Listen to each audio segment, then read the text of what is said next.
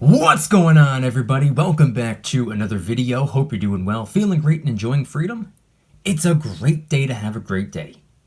Today, I wanted to talk about both silver and gold, but we also have to talk about the February inflation report because we're seeing a lot of categories still going up, but surprisingly, a couple categories really coming down.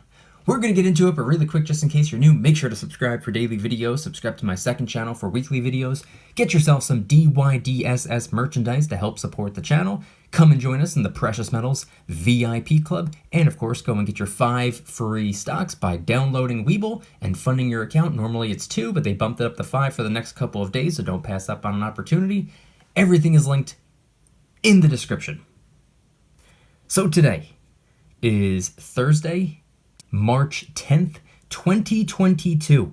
The current spot price of silver, as I'm filming the video, is $25.95. It's down from where it was yesterday and the day before in the $26 an ounce range, but still in the green. It's up 18 cents or up 0.7%. Spot price of gold is $2,000.90. Still holding on to that $2,000 an ounce mark. It's up $9.60 or up 0.48%. And of course, the gold to silver ratio is in the 77 to 78 to 1 range. But of course, that's as I'm filming the video at 9:37 a.m. Eastern Standard Time, not as I'm editing, posting, or as you're watching. So head on down to the comments and let me know the date and time you're viewing the video and what the current spot price is for you. I'm always curious. All right, so in today's video, we're going to be talking quite a bit about silver and gold because while we're on the topic of inflation and prices going up and things getting more and more expensive and whatnot, we're going to be deep diving into the inflation report, but I also wanted to point something out very, very interesting about the spot price of silver and gold over the last month and also year to date. So what we have on screen right here, just a couple little coins, some rounds, some bars, nice little selection. And before we can even get into the silver and gold, before we can even talk about the money, I think we need to first talk about the currency. More specifically, the February inflation report and how much prices have gone up. So today's the day, the long-awaited heart attack that I think we all knew was on the way, the release of the February inflation report. Now, for those of you that don't know or have somehow forgot, let's talk about the previous 2 inflation reports just to catch everyone up to speed so we're all on the same page. In January, we got the December inflation report, and according to the data, inflation had risen to 7%, the highest we have seen in over 30 years. Now keep in mind, this was December's report. This is when Omicron was the big scare and we didn't know exactly how big or small of an impact the supply chain constraints were having on prices. We knew that they were having an impact, but we didn't know if that was the primary reason prices were going up or if it was something else. And then moving into the January inflation report, which came out in February, we had learned that inflation had climbed its way up from 7% to 7.5%, the highest we have seen in over 40 years. The price of absolutely everything had gone up. Not only were prices rising, but they were skyrocketing. In fact, the only 2 categories that had gone down were lodging and wireless phone services. So at that time, our attention was on those 2 reports. You never want to focus too heavily on reports from 6, 7, 8 months ago, nor do you want to worry too much about future reports. But as February started to come to an end, I started getting nervous of how the next report was going to look, the one we're about to look at right now. I knew that there wasn't a single sign in the world that was pointing to prices coming down. Not yet, not anytime in the near future. Then a few days ago, I believe this past Monday, I had mentioned in a video, without reviewing any inflation expectations, that my own personal expectation for what this upcoming report would read was 8%, maybe 8.5%. That was my honest expectation. That was without looking at any expectations from other people, but we can see right here. I learned this morning. Economists are forecasting the consumer price index rose at a 7.8% annual rate in February from the 7.5% in January, and the fastest pace since 1982. So it seems like my expectations were pretty much right on par with their expectations. I said probably 8%. They're saying 7.8%. All right, so now, without any further ado, let's look at this report. Let's look at the data. Boom, right here. The inflation report for February. This was released this morning, and geez, according to the report, inflation is now 7.9%, up from 7.5% last month, and 0.1% higher than expected. Or I guess technically 0.1% lower than what I expected. It seems to have come right in the middle. I said 8%, economists said 7.8%, and it ended up being 7.9%. So we can also see that food at home is up 8.6%.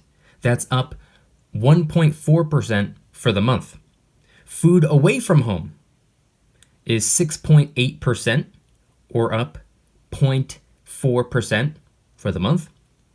Energy is up 25.6%, or up 3.5% for the month.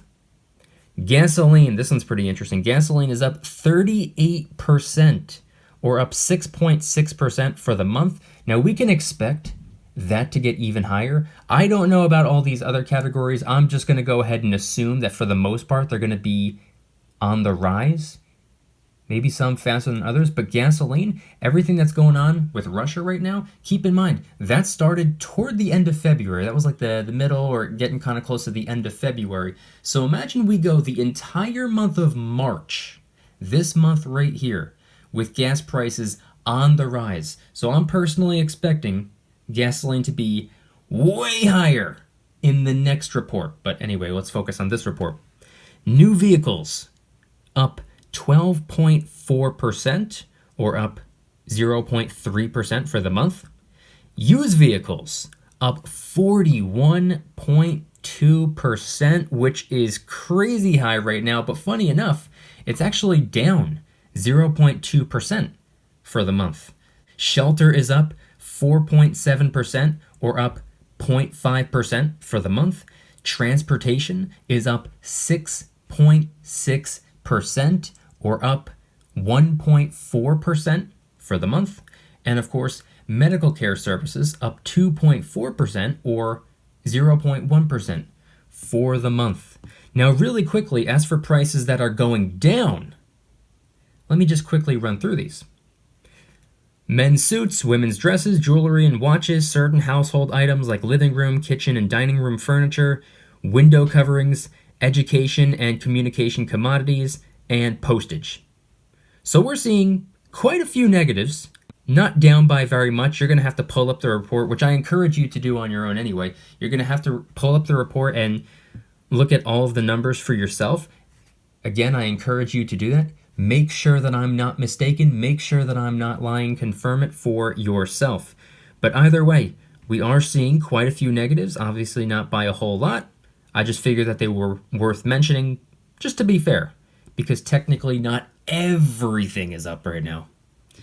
Now, I also wanted to point out what silver and gold have done over the last month, and also year to date. That's clearly not a part of the inflation report. But before we look at the metals, let's take a quick look at how the stock market is reacting to the inflation report today. We currently have the S&P 500 down 1.07%. We have the Dow Jones down 1.13%. And of course, we have the NASDAQ down 1.29%. Again, I'm filming this video at like 9:30 in the morning. The market just opened a couple of minutes ago. So God only knows how the market is going to continue to behave throughout the course of the day. Personally, I wouldn't be a bit surprised if we see a mid-afternoon bump up. I believe that's what we saw last month. I don't remember if that's exactly when it happened, but right now we're opening very, very red. Now, if you remember, Monday was pretty much a slaughterhouse. Tuesday was another big red day. Wednesday, which was yesterday, was pretty much green for the most part, but we were still down for the week so far. And here we are on Thursday. Again, I don't know what the market's going to do throughout the day, but as we're opening up, very, very, very red. I think a lot of people are hesitant. I think a lot of people are becoming even more fearful, uncertain, and doubtful right now. We're seeing a lot of that in the markets. We're seeing a lot of fear, uncertainty, and doubt. We're seeing a lot of people more and more standoffish as prices continue to rise. Because as prices continue to rise, that's taking a toll on companies that they're investing in. It's taking a toll on the people who would normally have investable cash. Now, a lot of that investable cash is going towards their cost of living. And not only that, we're less than a week away from the Federal Reserve officially ending the taper and starting to raise rates, which is going to take even more of a toll on companies' growth and individuals who want to borrow money for free. It's no longer going to be free. Now, before we move on to the silver and gold, let me just quickly remind everyone, since we're talking about the stock market, to go and get your 5 free stocks by downloading Webull and funding your account. Normally it's 2 free stocks. They bumped it up to 5 for the next couple of days, so capitalize on that while you can. If you refer 1 friend by March 15th, you only have a couple days left to do this, Webull will give you 10 free stocks for the referral. This is part of their advertising budget. Rather than dumping a whole bunch of currency into billboards and TV commercials, they reward the users for helping them build their app. And then, of course, if you refer 3 friends, by the end of the month, you got a couple weeks left to do this one, they will give you a spin on the Webull wheel, which guarantees you at least 1 free share of Apple, with the chance of winning 2, 3, 5, 7, maybe even 10 free shares of Apple. Don't pass up on an opportunity. Webull link in the description. Time is running out. But now, moving away from inflation, moving away from the Federal Reserve, moving away from the stock market, let's now talk about the silver and the gold. So what you can see on screen right here is a nice little selection, the same selection I've had all week on screen so far. We have a type 1 and a type 2 silver eagle up there in the corner. We have a silver maple, a silver kangaroo right next to it. Just below, we have the 2 creatures of the north. Really looking forward to what the third one is going to be. The kraken and the werewolf so far. Out of frame, you can't even see it. We have some sunshine bars. We have some miscellaneous coins down here at the bottom. We have a 10-ounce bar over here, the bull bar. We have the 25th and the 30th anniversary maple leaf. And of course, we have a nice little line of fractional gold coins. A 10th-ounce Krugerrand, Philharmonic maple leaf, Eagle, Britannia, and then a 1/4-ounce Philharmonic, with, of course, a 10th-ounce Kookaburra over here to the side. It's just in an awkward shape or an awkward size capsule, so I keep that over to the side because it never really fits where I want it to fit. But I wanted to talk about the silver and gold today for a couple of different reasons. Number one, I wanted to talk about my stacking strategy. Spoiler alert, not a whole lot has changed. But I also wanted to talk about what silver and gold have done from this time last month to today, as well as year to date.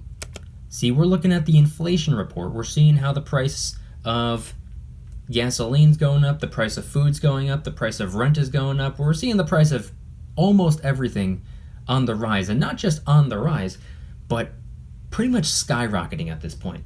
This is the fastest inflation has gone up in 4 decades. That's absolutely mind-boggling to me. But even though that's bad news, I just wanted to issue a friendly reminder that bad news is usually, typically good news for the precious metals. Not to say that that solves the problem, But for the people that are stacking the precious metals, kind of cushions the blow like an airbag a little bit. Again, not always, but usually a lot of the time. So let's first take a quick look at silver.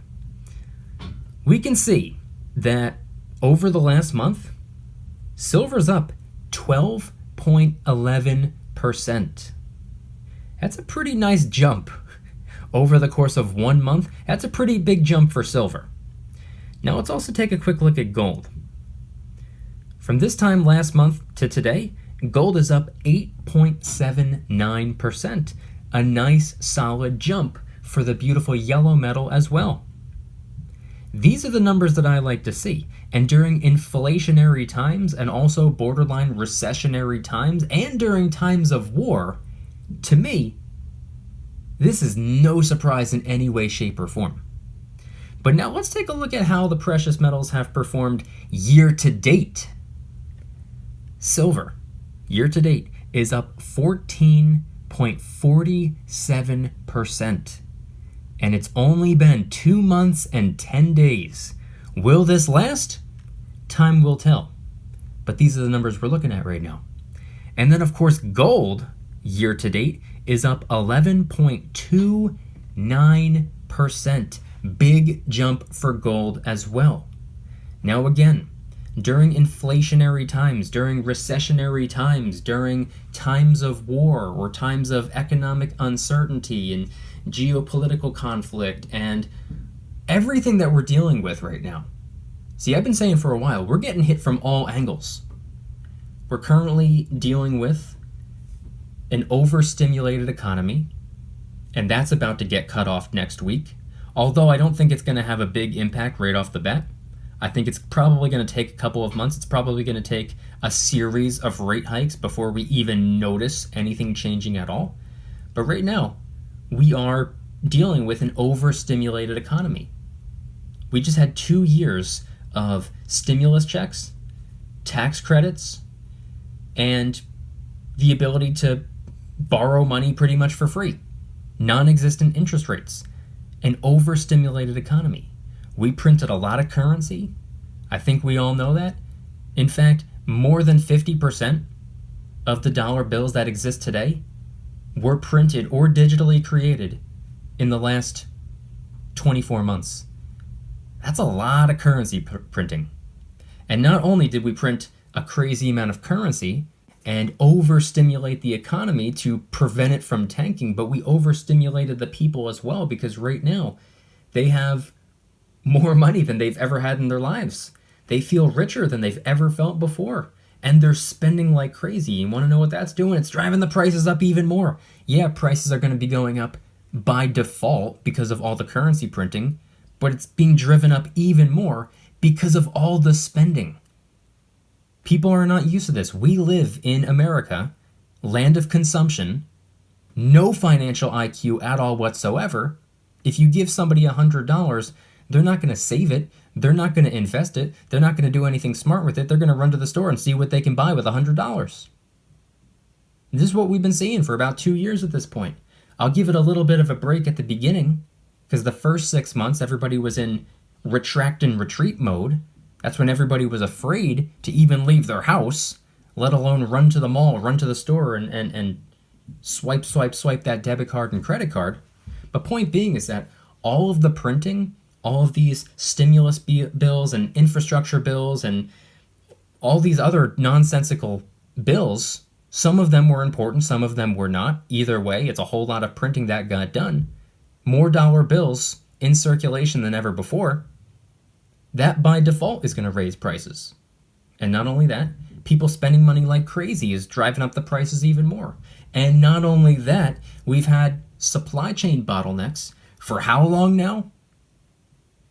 We're not able to get what we used to be able to get, which I'm optimistic about that, by the way, because I'm hoping this serves as a little bit of a wake-up call to bring back Made in America.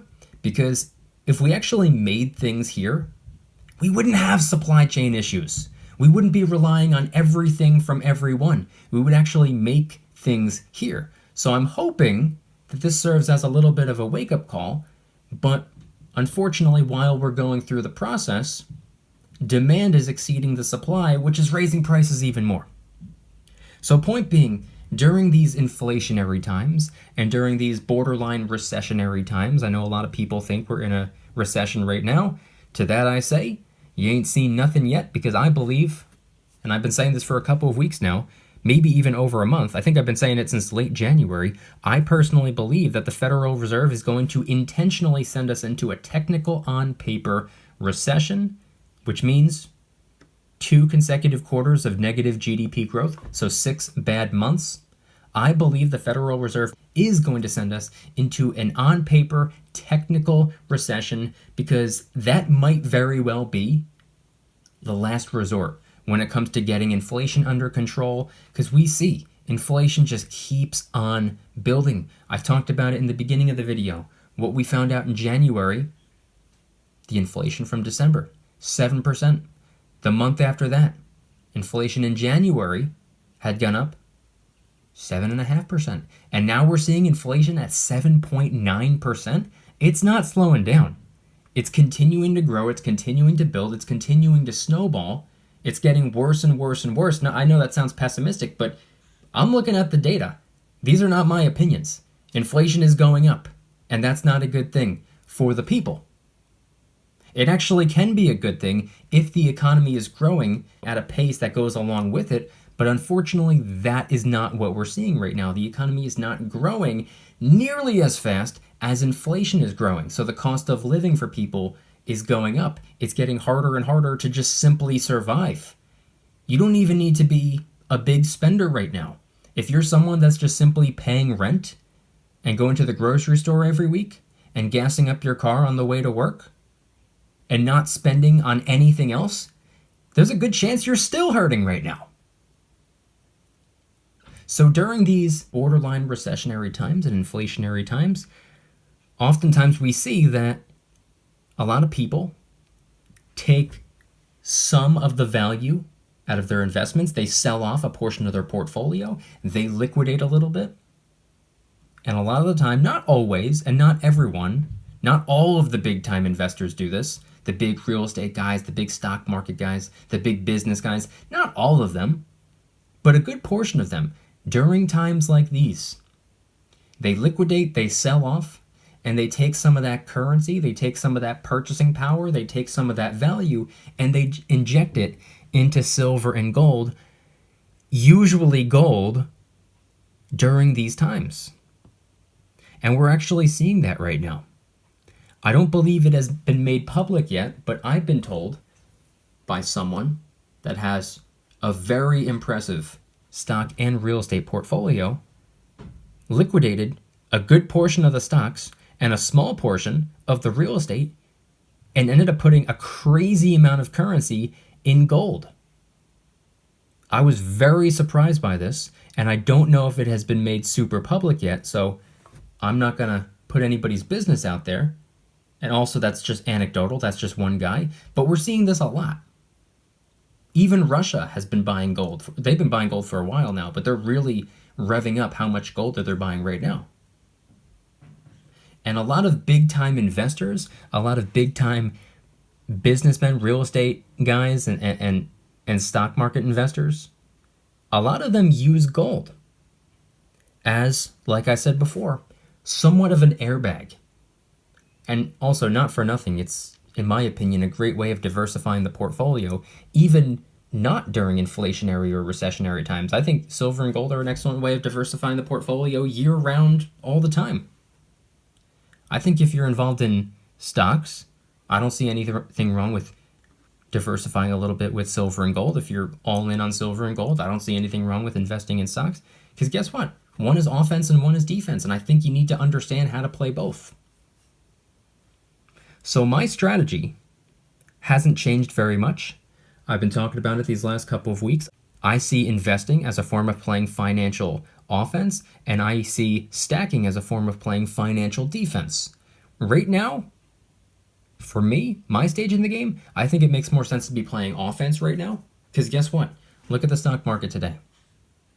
Big red day. Look at the stock market 2 days ago. Massive red day. Look at the stock market on Monday. It was a slaughterhouse of a day. year to date, the entire stock market is still down. So we're seeing more people selling than buying, which means more people are going into financial defense mode. They're trying to play it more safe. They're retracting, they're retreating, they're playing defense. As a contrarian, I have found it's best over the last 4+ years to do pretty much the polar opposite of what everyone else is doing. Most people, they go onto Reddit, they go onto social media, and they try to see what's everybody else doing so I can follow the leader. I pay attention to what everybody else is doing so I can say, okay, let me stay as far away from what they're doing as possible and let me do the exact opposite. I've been doing this for a little over 4 years at this point, and as I explained in, I believe, yesterday's video, it's been very, very rewarding to me. I've gotten it right far more times than I've gotten it wrong. It's worked out in my favor nearly every single move I've made over the last 4+ years, so I'm going to keep doing what I'm doing. But when it comes to playing defense, even though I think right now is the play offense, I don't think you can have a good offense without a good defense. So what I'm doing, I'm going to keep stacking what I've been stacking. I've pretty much been all in on constitutional silver for over a year at this point. In fact, I can't even remember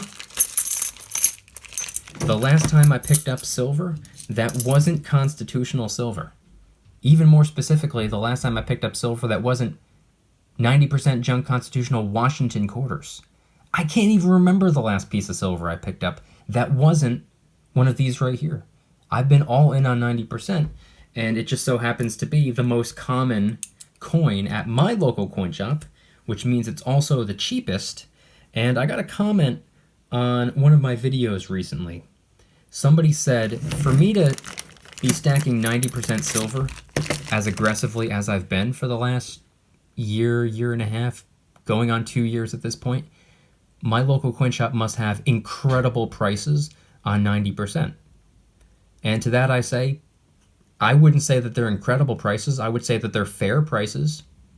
And in their comment, they had mentioned something along the lines of that generic silver rounds online are cheaper on the online precious metal dealing website.